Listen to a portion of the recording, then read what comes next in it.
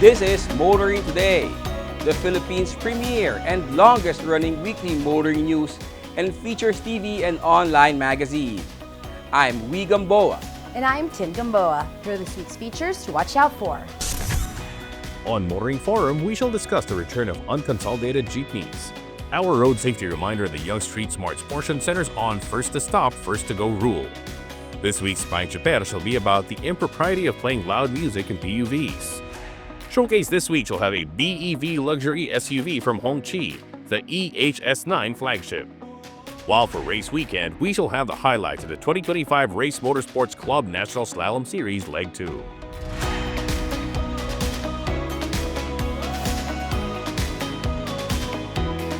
All these plus the latest news in transportation and traffic management, as well as developments in the automotive industry, are in this week's episode of Motoring Today. Join us.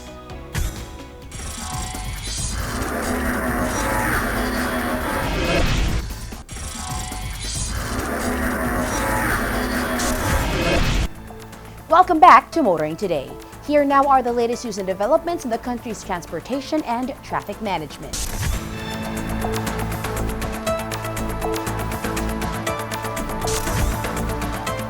The DOTR is looking to tweak the National Public Transport Modernization Program, and Bacolod City may provide a model that could prove successful and sustainable.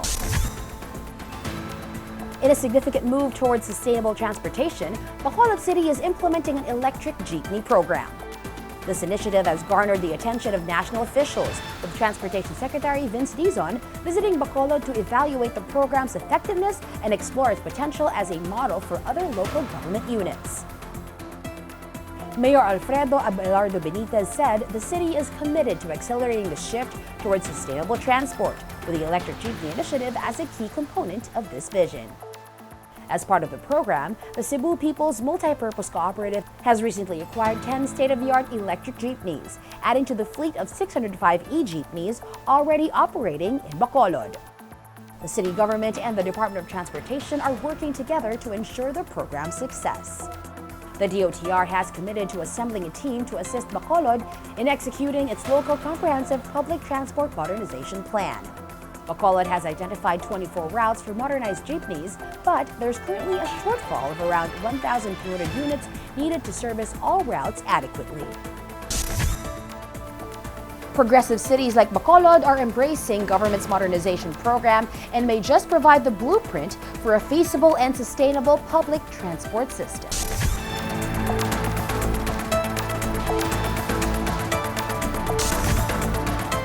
Meanwhile, motor vehicle owners in Western Visayas will have easier access to LTO offices to serve their needs. The LTO in Western Visayas, or LTO-6, is expanding its services by opening 4 new district offices in Iloilo and Negros Occidental. This move is aimed at improving access to essential services and enhancing road safety. The new district offices will be established in Pototan and San Dionisio in Iloilo and Ilog in Negros Occidental. Additionally, the existing extension office in San Miguel, Iloilo will be upgraded to a full district office. According to a PNA report, LTO-6 Regional Director Gaudioso Geduspan II said this development marks a significant step towards bringing vital services closer to communities while prioritizing road safety across Western Visayas. We're assuming these new district offices will have the necessary facilities and equipment to provide the online and digital services that the LTO has been touting for some time now.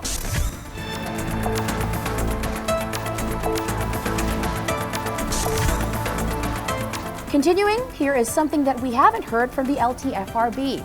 It also goes after people cruel to animals and disrespectful towards persons with disabilities.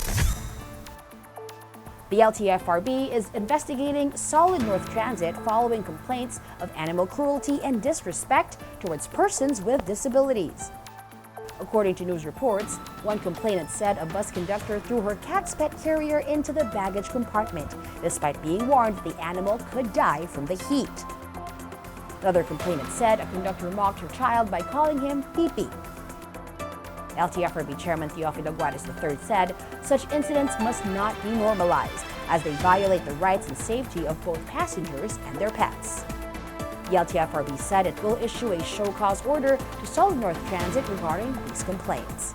Guadis warned all bus operators, drivers, and conductors that passengers, especially those with disabilities, must always be treated with respect and courtesy. The LTFRB also reiterated the importance of following guidelines for traveling with pets on public transport, including having up-to-date vaccination records, using proper carriers or cages, and securing a travel clearance from the Bureau of Animal Industry.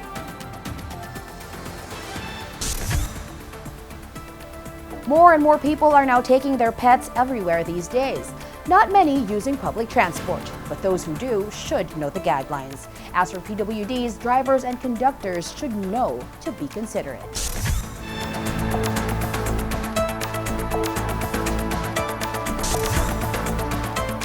And finally, more and more fistfights and even shooting incidents over traffic-related altercations are going viral on social media. And experts blame the rise on the weather. Psychological studies indicate a link between higher temperatures and the rise in road rage incidents. In a PNA report, Michelle Ann Abundo Contreras, National Chair of the Psychology Practitioners in Public Service in the Philippines, said research supports what is called the heat hypothesis, the idea that hot weather can increase aggressive behavior among drivers. While hotter conditions may increase irritability, Abundo Contreras said that factors such as traffic congestion, time pressure, fatigue, and personal stress also contribute to road rage. She advised drivers to maintain composure and allow extra travel time to reduce frustrations on the road. For those struggling with anger, she recommended seeking professional help and even suggested mandatory mental health evaluations for driver's license applicants. Currently, road rage incidents are addressed under various existing laws. Several House bills have also been filed to strengthen penalties, including license revocations. Here's hoping our hot summers won't get any hotter, but climate change theorists are warning of hotter days ahead.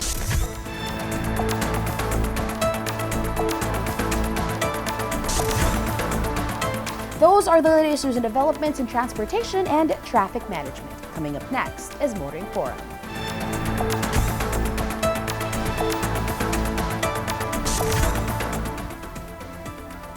The recent announcement by the Transport Secretary to allow unconsolidated jeepneys back onto their original routes is being viewed as the government once again relenting in its face-off with transport groups opposing the modernization program. This edition of Motoring Forum explores the arguments for and against this developing situation. The DOTR has announced plans to allow unconsolidated jeepney drivers and operators to return to their original routes, despite the expiration of the mandatory public utility vehicle consolidation deadline. This decision is framed as an effort to address ongoing opposition to the public transport modernization program. Some view the move as a proactive step by the DOTR to respond to the concerns of unconsolidated jeepney drivers and operators. By allowing them to return to their previous routes, the DOTR is seen as adopting a more inclusive approach to the PTMP. The steps taken by the DOTR in reaching this decision indicate a thoughtful and comprehensive strategy. It began with consultations involving transport groups and culminated in the creation of a framework that enables the limited operation of unconsolidated jeepneys. However, others have a different perspective. They argue that allowing unconsolidated jeepneys to return to their previous routes undermines the core rationale behind the PUV modernization program. This leniency reinforces the belief among some opponents of modernization that regulatory compliance is negotiable, potentially jeopardizing the integrity of future efforts to modernize the mass transport system. Supporters of the DOTR's move contend that involving key stakeholders demonstrates a collaborative effort to refine the PUV modernization program. They commend the establishment of a special committee to assess the program's progress and anticipate that consulting various stakeholders will result in recommendations that balance the needs of drivers with the goals of a modern transport system. Supporters also find it encouraging that figures like Transportation Secretary Vince Dizon and Senator Grace Poe have acknowledged the importance of providing jeepney drivers with opportunities to thrive. However, the return of unconsolidated and mostly aging jeepneys to the roads could be seen as contradictory to the long-term objectives of modernization. There are concerns that addressing the fears of drivers and operators about losing their livelihoods may lead to token gestures rather than actionable solutions, further delaying efforts to elevate our public transport system to global standards. The focus on the right to earn a decent living, combined with the aspiration for a safe and dignified transport system, aligns well with the broader goal of ensuring that public transportation meets the needs of all commuters. Looking ahead, it is crucial for the DOTR to ensure the timely development of route plans that facilitate the return of drivers to their franchisees while improving the commuting experience for the public. This progress signals the DOTR's commitment to balancing modernization with the livelihoods of those who are integral to the transport ecosystem. Ultimately, it is important for all stakeholders to engage in constructive dialogue as efforts are made to create a transport system that is both efficient and socially responsible. This collaborative approach will be essential in shaping a future where public transport meets global standards while also respecting the livelihoods of dedicated drivers. It's hard not to think that the DOTR is again backing down to the demands of drivers and operators of traditional, aka old, jeepneys. But let's give the DOTR leadership the benefit of the doubt that he wants to strike that perfect balance between protecting people's livelihood and pushing modernization.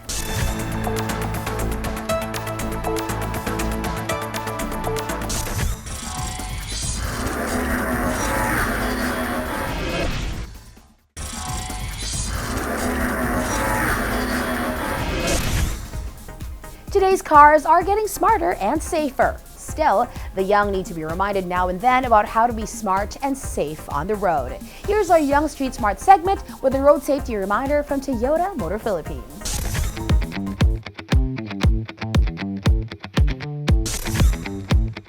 Kung marami kayong sasakyan na nakahinto sa intersection, keep in mind that the first to stop is the first to go. This way, maiiwasan ang banggaan at iba pang aksidente.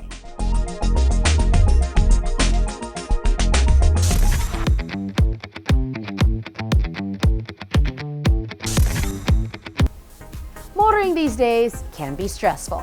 Here's another paying chofer that will help avoid or alleviate stress out on the road.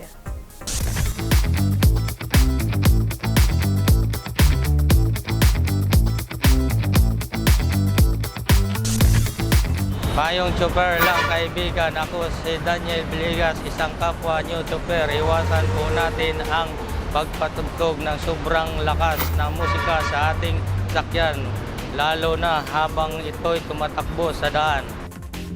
Dapat nating malaman na ang pagpapatugtog ng loud music sa loob ng sasakyan, pampasahero man ito o pribado, ay di lamang nakakapwerhisyo. Ito rin ay delikado. Kapag tayo ay nagpapatugtog ng malakas, ito ay nagdudulot ng ingay at nakakaabala rin sa ibang tao. Ang atensyon natin ay nababaling sa musika at hindi sa pagmamaneho natin. At kung tayo ay distracted, hindi tayo alerto sa mga nangyayari sa ating kapaligiran. Kapag ito ang nangyari, di lamang ikaw ang madidisgrasya, pati na rin ang ibang motorista.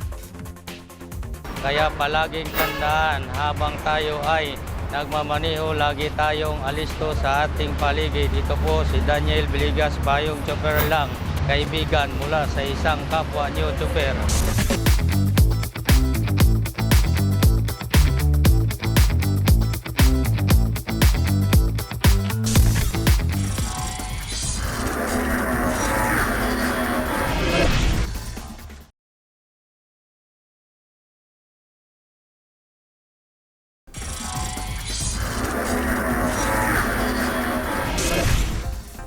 Welcome back to Motoring Today. World of Motorsports is next.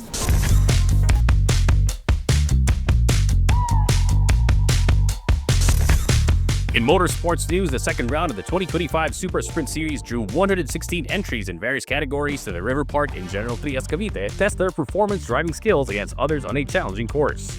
At the end of a hot and fierce day of competition, Jen Colina set the fastest time in the prep class with a time of 61.851 seconds, which was the fastest overall for the round. Second quickest overall was Erwin Eugene Viray, setting a time of 62.196 seconds in the intermediate category while also setting the fastest time of 62.206 seconds in the amateur class.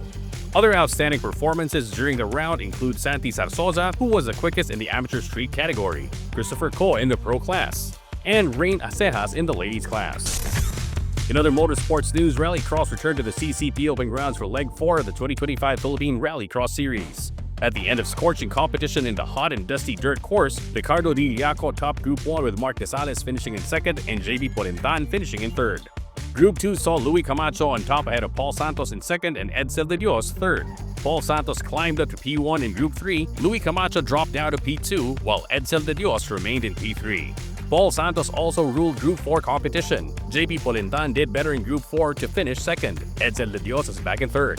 JP Polintan finally showed his skill, finishing atop the open class, besting Ricardo Montelibano, who settled for second. Easy Ligaya did enough to finish in third. DJ De Guzman, Albert Narciso, and Ari JJ Hatinen finished first, second, and third respectively in the AWD class. In the RWD class, the top three in order are Devor Andres, Easy Ligaya, and Calvin Sumagi. Louis Camacho continued his dominance of the UV class to finish on top. DJ De Guzman is second, John Ray San Diego is third. More on the world of motorsports here on Motoring Today, as we now give you Race Weekend.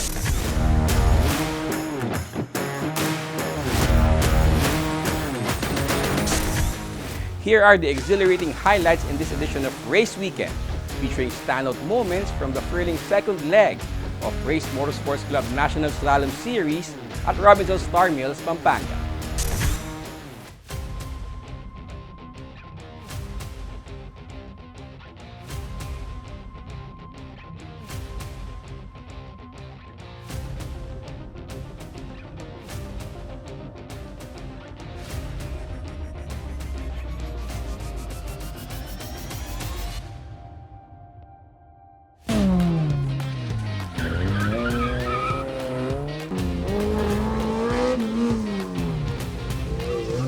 Keep supporting slalom. Dito nyo try nyo maglaro, dito nyo masusubukan yung kumbaga yung technical na laro ng karera na pagka na perfect nyo siya, any sport na papasukin nyo, madali na lang sa inyo. Malaking difference, no? I was able to try circuit racing once, pero dito sa slalom medyo mas kumbaga masha-sharpen mo yung skills mo to the smallest details possible. Yung mga nami-miss mo sa ibang discipline ng racing, dito talagang ma-finesse mo sila to the pinaka-detalyadong approach. So nag-start ako, ang sasakyan ko pa po is VTI 97, then ayun po, sumunod tong Vios na 2019, sir. Yes, sir. Satisfying and exciting. Kasi after 2 years, nakapaglaro ulit sa slalom series, sir. Sa high speed, then sa cornering, sir, then sa pag-ayos ng ating coil, sir, sa damping, suspension, importantly. Yun po, satisfying nga po tulad ng sabi ko kanina, then sa sarili natin, nag-improve tayo every time we race, sir.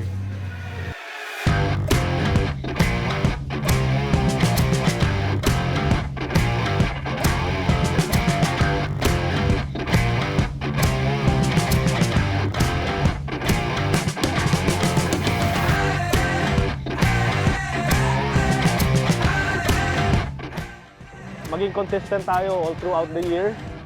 Pero syempre ang daming magagaling, ang daming mabibilis, lalo na ang gagaling ng mga newbies ngayon. Sa class natin, which is yung novice, very tight competition din. So, hoping to be consistent and sana makisama ang panahon at ang ating sasakyan. So, kumbaga, hindi mo alam kung ano yung chances mo na makuha mo uli yung trono. Pero syempre, pipilin natin na makuha ulit. This year sa slalom, this is my first series po. Then yun po, umabol naman sa time, sir. Every time we run, sir, may learnings tayong natututunan.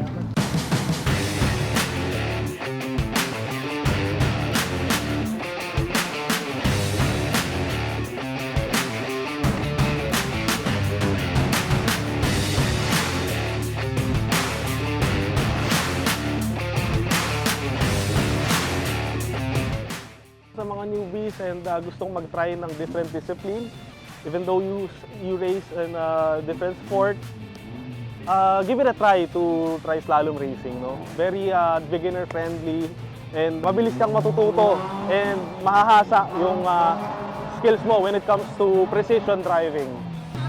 Slalom. Kay Tita Bing, salamat. Sa Race Motorsports, alam ko ito yung longest running na motorsports na, pinaka matandang running. Try nyong maglaro dito, nyo masusubukan yung kumbaga yung technical na laro ng karera na pagka na perfect nyo siya, any sport na papasukin nyo, madali na lang sa inyo.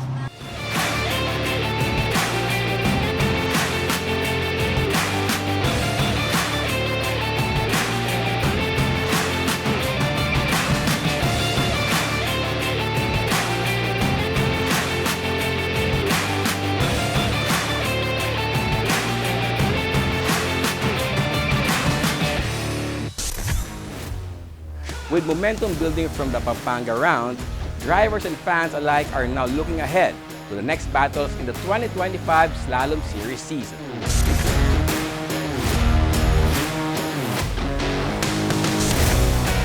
And that's this week's World of Motorsports. We'll be back after this short break.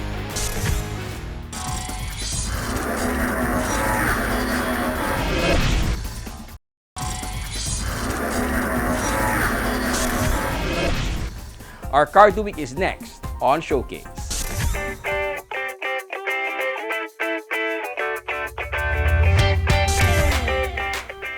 In this showcase, we're diving into a remarkable offering from the world of electric SUVs, the Hongqi EHS9 flagship. As more Chinese brands make their mark in the market, it's easy to get lost in the flood of new electric SUV releases. However, the Hongqi EHS9 stands out by blending remarkable performance, luxurious amenities, and exceptional Chinese craftsmanship into one standout package. Hongqi, meaning Red Flag, is China's oldest passenger car brand, with a rich legacy of prestige and innovation. The Hongqi EHS9 makes an immediate statement with its bold design. Measuring 5,209mm in length, 2,010mm in width, and 1,713mm in height, it commands attention on the road. Its 3,110mm wheelbase provides a spacious interior, ensuring ample room for passengers to stretch out in comfort. The sleek, futuristic styling is complemented by smart matrix LED headlights, an electromagnetic door system, and retractable sliding door handles for easy access. The two-tone body and rear privacy glass add a layer of sophistication. Riding on 265/45 R21 tires, the EHS9 delivers a smooth and commanding driving experience. Inside, the EHS9 has the epitome of comfort and technology. The cabin features Alcantara and PVC leather upholstery, while the front seats offer power adjustability, ventilation, heating, and even a massage function, perfect for long journeys. The advanced infotainment system includes 3 large screens, one for the instrument cluster, one for the main controls, and a third one for the front passenger. The 12-speaker audio system offers an immersive sound experience, and with internal Wi-Fi and wireless charging, staying connected is effortless. The available panoramic sunroof enhances the spacious, luxurious feel of the cabin, bringing in light and a sense of openness. Safety is a top priority in the EHS9. It comes equipped with a comprehensive suite of advanced driver assistance systems, including electronic stability control, collision warning, rear cross-traffic alert, lane departure warning, and blind spot detection. The multiple airbags throughout the cabin ensure the safety of all passengers. The flagship model also features adaptive cruise control or ACC and automatic parking assistance, making driving safer and more convenient. Under the hood, the EHS9 boasts a 92.5 kilowatt-hour battery and dual electric motors that deliver an impressive 405 kilowatts or 551 horsepower and 750 Newton-meters of torque. This means the EHS9 offers an exhilarating driving experience whether navigating city streets or venturing off-road. The intelligent four-wheel drive system and an air suspension provide smooth, stable ride on any terrain. The EHS9 offers a range of up to 510 kilometers on a full charge, ensuring long-distance travel is a breeze. Plus, the DC fast charging system can charge the battery from 30 to 80% in just about 1.1 hours, meaning less time spent waiting and more time spent driving. With selectable driving modes like long range, comfort, sport, and off-road, you can tailor the driving experience to suit your needs. The Hongqi EHS9 flagship offers the perfect combination of luxury, performance, and cutting-edge technology, placing it among the top contenders in the electric SUV market. Whether you're looking for a family-friendly ride or an electric vehicle that's high on power and elegance, The EHS9 delivers everything you need and more.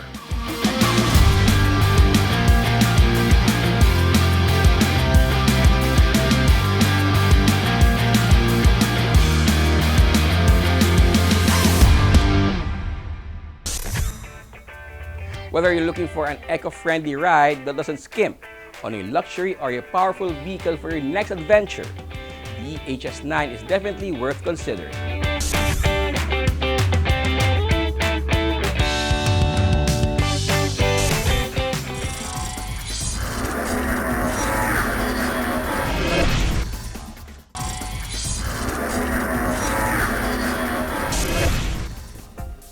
Welcome back to Motoring Today. The auto industry takes center stage.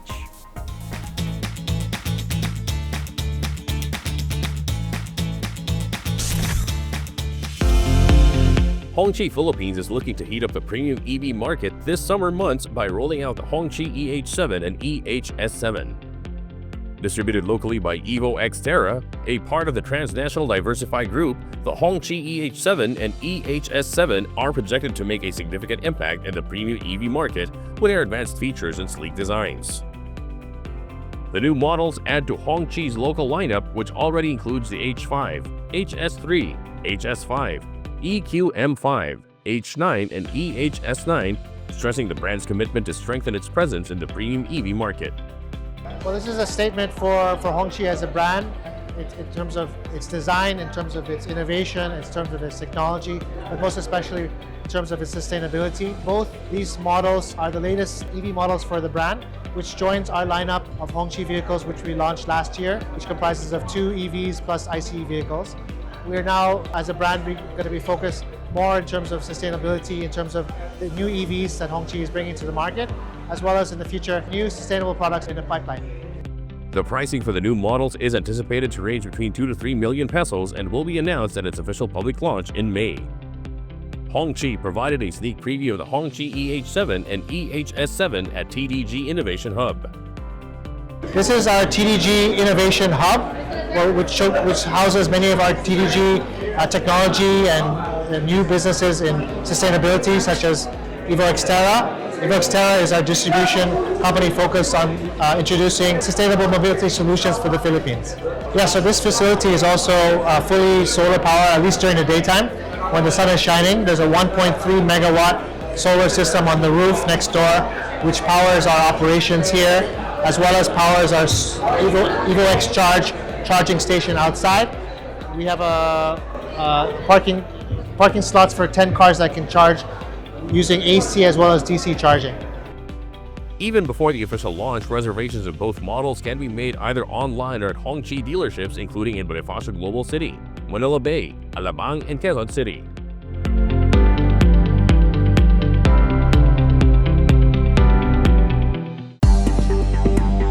After launching the Kia Sorento Turbo Hybrid, AC Mobility organized a 3-day ride and drive event from Metro Manila to Lake Lubo in Benguet. The event allowed members of media to experience the capabilities of the new Sorento, motoring along a scenic route with varied road conditions from well-paved highways, mountain switchbacks, rough and rugged trails.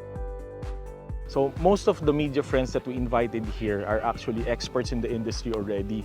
So we wanted them to experience firsthand what the Sorento is capable of doing.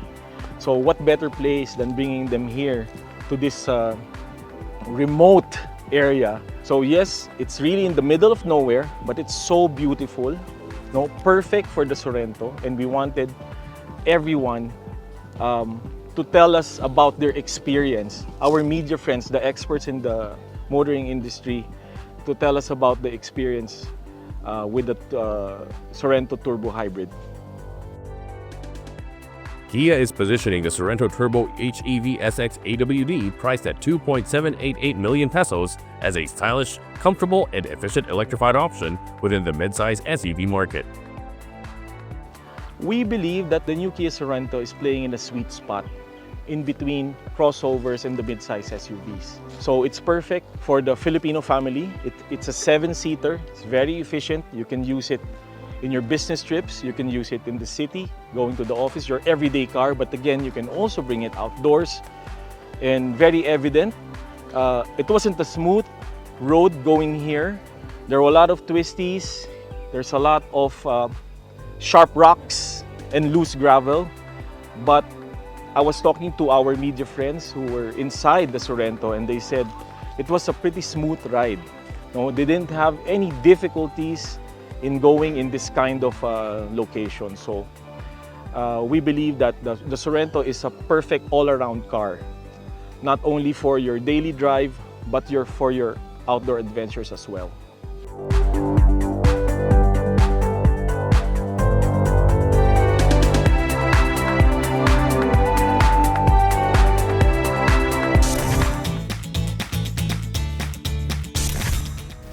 And that's the week that was in motoring. Thank you for joining us. And also, please don't forget to check us out on social media. Until next week here on Motoring Today, now on its 38th year of continuing service to the general motoring public with a lifelong commitment to promote road safety. In honor of our dad, Butch Gamboa, I'm Wee Gamboa. And I'm Tin Gamboa. Happy motoring!